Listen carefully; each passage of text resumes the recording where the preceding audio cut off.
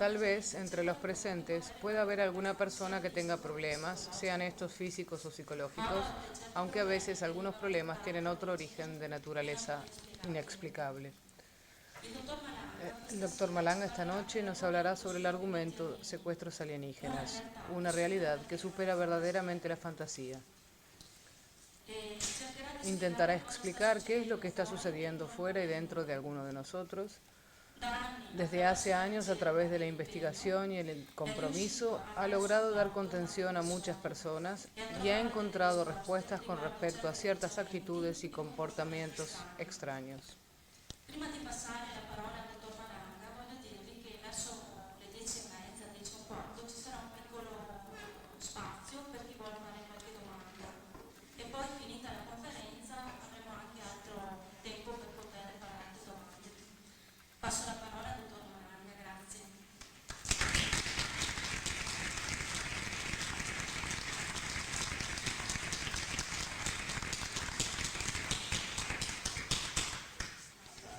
Gracias. Les agradezco por haberme invitado. Es una ocasión importante para decir ciertas cosas, para dar un mínimo de información, por lo menos desde mi punto de vista. El argumento sobre el cual hablaremos esta noche es un argumento que podríamos llamar interferencias alienígenas. Es decir, se habla de alienígenas en este planeta, de lo que hacen y de lo que no hacen, y es evidente que un argumento de este tipo puede suscitar o hilaridad o incredulidad si se tiene la postura de la ciencia oficial, de la política, de la iglesia, en definitiva, todos puntos de vista que no están realmente de acuerdo con lo que yo digo. Muchos enemigos, muchos honores, decía alguien. Y si como a mí hace algunos años me han cortado el volante del auto, la cosa me preocupa un poquito, pero en definitiva no tanto. Además, porque yerba mala nunca muere. Interferencias alienígenas. Yo me involucré en el estudio de este problema, no lo quería hacer como es habitual, pero me encontré con esto por casualidad.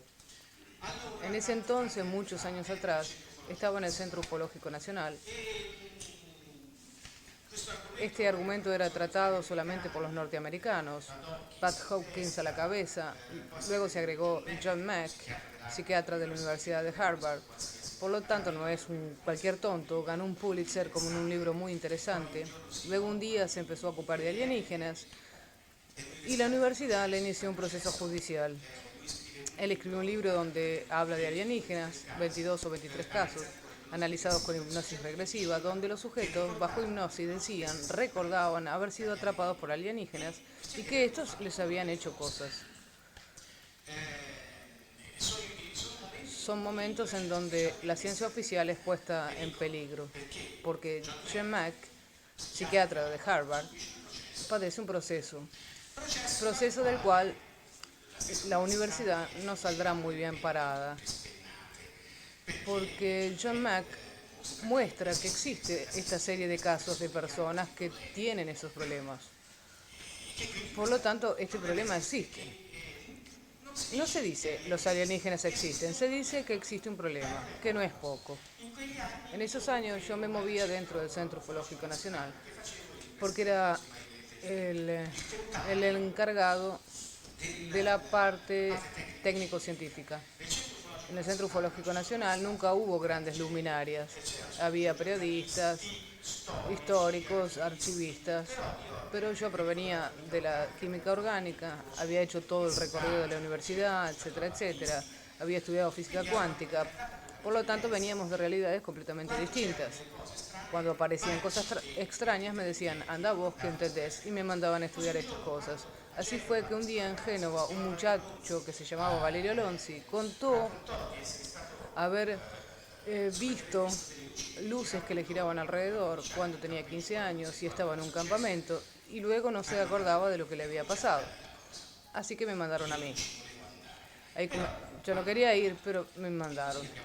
Así empezamos a estudiar este caso, nos dimos cuenta que después de un año y medio que este muchacho bajo hipnosis regresiva contaba a grandes rasgos las mismas cosas que contaban los abducidos norteamericanos en los libros. Entonces quería decir que el problema no era solamente norteamericano, era también italiano.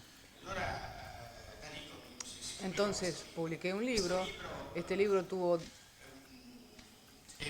2 ediciones con 35.000 copias vendidas y provocó algo tremendo.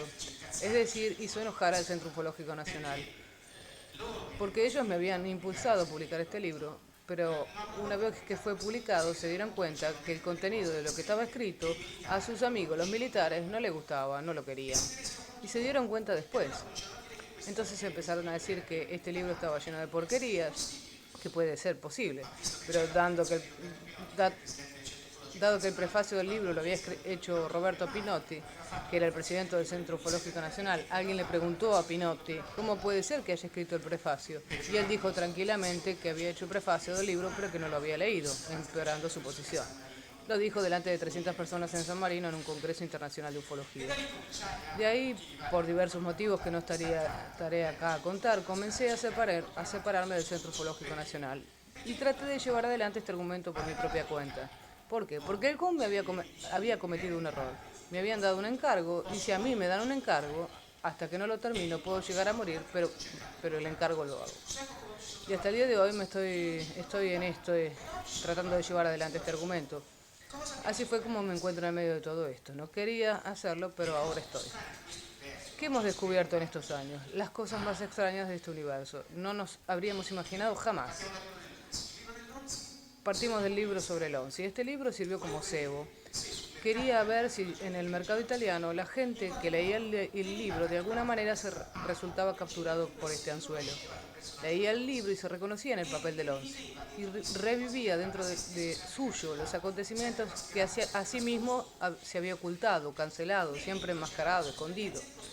En el libro estaba su experiencia construida en un ambiente hipnótico. El muchacho resultaba atrapado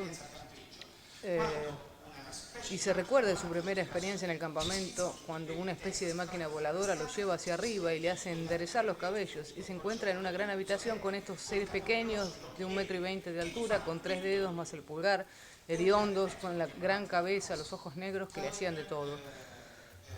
Durante 2 años y medio hicimos la hipnosis con el doctor Moretti de Génova. Yo no hacía en ese entonces las hipnosis.